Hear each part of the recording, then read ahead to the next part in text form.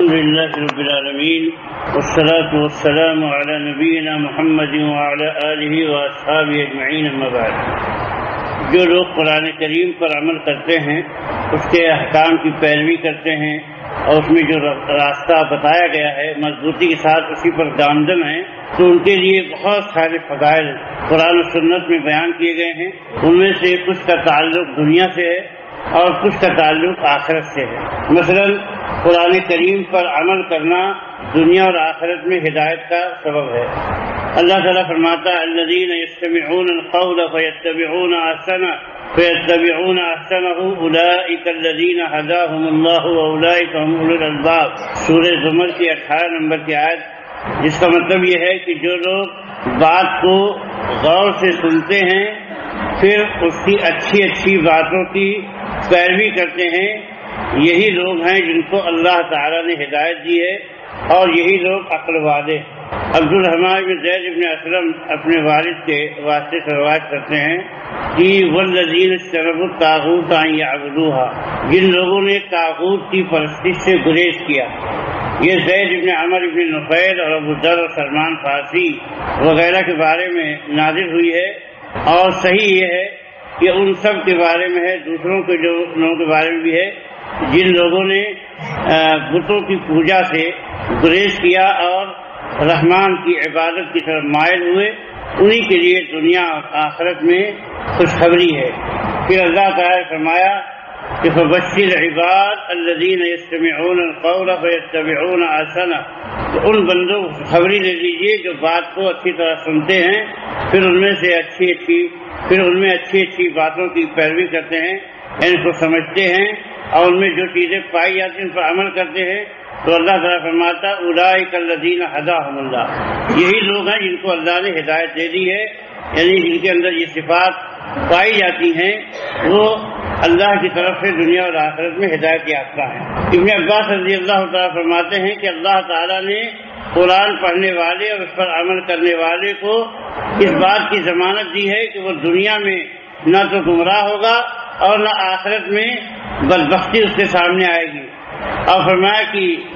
جو قرآن پڑھے گا اور اس کے اندر موجود باتوں کی پیروی کرے گا تو اللہ تعالیٰ اس کو گمراہی سے ہدایت دے گا اور قیامت کے دن برے حساب سے اللہ تعالیٰ اس کی حفاظت فرمائے گا۔ اور اسی طریقے سے اللہ تعالیٰ نے قرآن مجید میں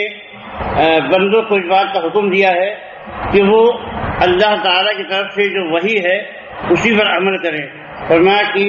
اتبع ما اوحی الیک من ربک لا الہ الا هو واعرض عن المشرکین، کہ آپ کے رب کی طرف سے جو وحی کی گئی ہے آپ اسی کی پیروی کی۔ اللہ تعالیٰ نے اس بات کو صاف کر دیا کہ اللہ کا مطلوب اپنے بندوں سے یہ ہے کہ وہ وحی کی پیروی کرے، کیونکہ وحی کی پیروی میں کامیابی ہے۔ جو انسان کیا ہے، چاہے جتنا بڑا علم والا تجربے والا ہو جائے اور دنیاوی امور میں چاہے جتنی اس کو مہارت حاصل ہو جائے، لیکن بہت ساری باتیں، بہت سے حقائق اس کی نگاہوں سے اوجھل رہتے ہیں، اور جو اس کے فائدے نقصان کی چیزیں ہیں ان میں سے بہت ساری باتوں کا اس کو علم نہیں حاصل ہو پاتا ہے، اور اس کا علم اس کے خالق کو ہی ہے، اسی لیے خالق کی رہنمائی کے بغیر وہ صحیح راستہ نہیں پا سکتا ہے۔ تو اللہ تعالیٰ نے اس لیے بتا دیا کہ دیکھیے آپ کے رب کی طرف سے آپ کی طرف جو وحی کی گئی ہے آپ اسی کی پیروی کیجیے، اس کے سوا کوئی جو ہے معبود برحق نہیں، اور مشرکوں سے اعراض کیجیے۔ ابن کثیر رحمہ اللہ تعالیٰ فرماتے ہیں کہ اللہ تعالیٰ اپنے رسول کو اور ان کے راہ کی پیروی کرنے والوں کو ہدایت دیتے ہوئے فرماتا ہے کہ اتبع ما اوحی الیک من ربک، کہ اللہ تعالیٰ نے آپ کی طرف جو وحی کی ہے آپ کے رب نے، آپ اسی کی پیروی کیجیے، یعنی اقتدی بہ واقتفی اثرہ، کہ آپ اسی کی اقتدا کریں، اسی کے نقش قدم پر چلیں، اسی پر عمل کریں، کیونکہ آپ کی طرف جو چیزیں وحی کی گئی ہیں یہ اس ذات کی طرف سے ہیں جو حق ہے، جس میں کوئی شک و شبہ نہیں ہے، کیونکہ اس کے سوا کوئی معبود برحق نہیں ہے، اس کے سوا کوئی الہ نہیں ہے۔ اور امام قرطبی رحمۃ اللہ علیہ فرماتے ہیں اتبع ما اوحی الیک من ربک، کہ آپ کے رب کی طرف سے آپ کی جانب جو وحی کی گئی ہے اس سے مراد قرآن ہے، یعنی جو ہے آپ اپنے دل کو اور اپنے احساس کو ان لوگوں کے ساتھ مشغول نہ کریں بلکہ اللہ کی بات میں مشغول ہو جائیں، یعنی مشرکوں کی طرف جائے توجہ نہ دیں، بلکہ اللہ تعالیٰ نے آپ کو جن باتوں کا حکم دیا ہے انہی باتوں کی پیروی کریں۔ اور سورہ اعراف میں اللہ تعالیٰ فرمایا اتبعوا ما انزل الیکم من ربکم ولا تتبعوا من دونہ اولیاء قلیلا ما تذکرون، کہ جو کچھ تمہاری طرف تمہارے رب کی جانب سے نازل کیا گیا ہے اسی کی پیروی کرو اور اس کے سوا گڑھے ہوئے سرپرستوں کی بات نہ مانو، تم بہت کم نصیحت پکڑتے ہو۔ اللہ تعالیٰ نے اول تو اس بات کا حکم دیا کہ اللہ کی طرف سے جو باتیں نازل کی گئی ہیں یہ قرآن و سنت، کیونکہ قرآن جیسے اللہ کی طرف سے نازل کیا گیا ایسے سنت بھی اللہ کی طرف سے نازل ہے، اس لیے کہ اللہ کے نبی صلی اللہ علیہ وسلم نے فرمایا کہ اوتیت القرآن اور مثلہ معہ، کہ اللہ تعالیٰ کی طرف سے مجھے قرآن بھی دیا گیا ہے اور اسی کے مثل ایک اور چیز بھی دی گئی ہے، اور اس سے مراد یہی سنت ہے۔ تو فرمایا کہ رب کی طرف جو باتیں نازل کی انہیں کی پیروی کرو، اور جو تم نے سرپرست بنا رکھے ہیں اپنے جو ہے اور اللہ کا ساجی ان کو ٹھہراتے ہو تو ان کی باتیں نہ مانو، ان کی طرف مت جاؤ۔ اور لیکن حقیقت کیا ہے کہ تم مانو گے نہیں، بہت تھوڑے لوگ ہیں جو اس بات کو مانیں گے سمجھیں گے، باقی اکثریت ماننے والی نہیں ہے اور نصیحت نہیں پکڑنے والی ہے۔ قرطبی رحمۃ اللہ فرماتے ہیں کہ اتبعوا ما انزل الیکم من ربکم سے مراد کتاب و سنت ہے۔ اللہ تعالیٰ فرماتا ہے وما آتاکم الرسول فخذوہ وما نہاکم عنہ فانتہوا، کہ رسول جو تمہیں دیں اسے لے لو اور جس بات سے روک دیں اس سے رک جاؤ۔ اور ایک گروہ نے کہا کہ یہ حکم نبی صلی اللہ علیہ وسلم ان کی امت سب کے لیے عام ہے، اور ظاہر یہی ہے کہ تمام لوگوں کو اس کا حکم دیا گیا ہے، یعنی صرف نبی صلی اللہ علیہ وسلم کو یہ حکم نہیں ہے بلکہ سب لوگوں کے لیے ہے جو ملت اسلام اور قرآن کی پیروی کریں اور اس میں جو باتیں حلال ہیں اسی کو حلال ٹھہرائیں اور جو باتیں اس میں حرام کی گئی ہیں اس کو حرام ٹھہرائیں اور اس کے احکام کی پیروی کریں اور اس کے نواہی سے اجتناب کریں۔ آیت اس بات پہ دلیل ہے کہ آرا کو نص کی موجودگی میں چھوڑ دینا چاہیے، وہ چاہے کسی کی بھی رائے ہو، اگر کوئی نص آ جائے قرآن سنت کی کوئی دلیل آ جائے تو اس کے مقابلے میں چھوڑ دینا چاہیے۔ حافظ ابن کثیر رحمہ اللہ فرماتے ہیں اتقوا آثار النبی الامی الذی جاءکم بکتاب انزل الیکم من رب کل شیء وملیکہ، یعنی اس نبی امی کے نقش قدم کی پیروی کرو جو تمہارے پاس وہ کتاب لے کر آیا جو تمہاری جانب ہر چیز کے رب اور اس کے مالک کی طرف سے نازل کی گئی ہے۔ ولا تتبعوا من دونہ، اور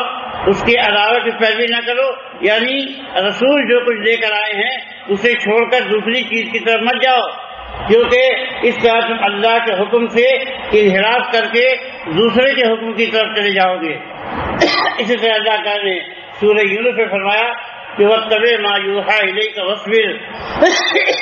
حتی یحکم اللہ وهو خیر الحاکمین، کہ جو کچھ تیری طرف وحی کی گئی ہے اسی کی پیروی کر اور صبر کر یہاں تک کہ اللہ تعالیٰ فیصلہ کر دے اور وہ بہترین فیصلہ کرنے والا ہے۔ حافظ ابن کثیر فرماتے ہیں کہ واتبع ما یوحی الیک واصبر کا مطلب ہے کہ اللہ نے جو کچھ آپ پر نازل کیا ہے آپ اس کو مضبوطی کے ساتھ تھامے رکھیں، جو وحی آئی ہے اسی پر عمل پیرا رہیں، اور جو لوگ آپ کی مخالفت کرتے ہیں ان کی مخالفت پر آپ صبر کیجیے۔ اس سے دو باتیں معلوم ہوئی کہ اللہ کی طرف سے جو وحی آئی ہے اس پر عمل کرنا اتنا آسان بھی نہیں ہے کہ اگر آپ عمل کرنا چاہیں تو لوگ آپ کو عمل کرنے دیں گے، خواہ مخواہی لوگ پیچھے پڑ جاتے ہیں کیونکہ شیطان ان کے سر پہ سوار ہوتا ہے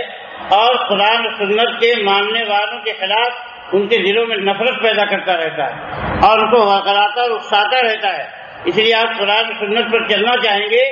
تو آسانی سے چلنے نہیں دیا جائے گا، بہت ساری رکاوٹیں ہوں گی۔ یہاں پر جو ہے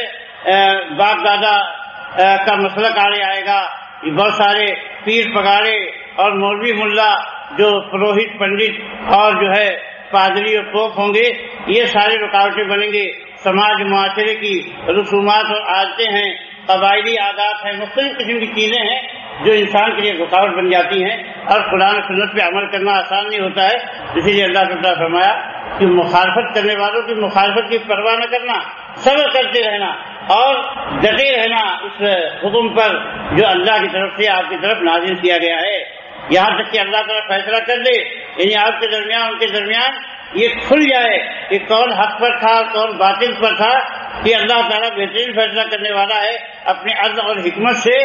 اور خاص طور سے دنیا میں بھی اللہ تعالیٰ فیصلہ کر دیتا ہے، لیکن اصلی فیصلہ تو آخرت میں ہوگا جب اہل حق کو کہا جائے گا کہ جاؤ اپنے گھر میں آرام سے جنت کی طرف، اور جب اہل باطل کو جہنم کی طرف بھیجا جائے گا یہ فیصلہ خود ہی ہو جائے گا۔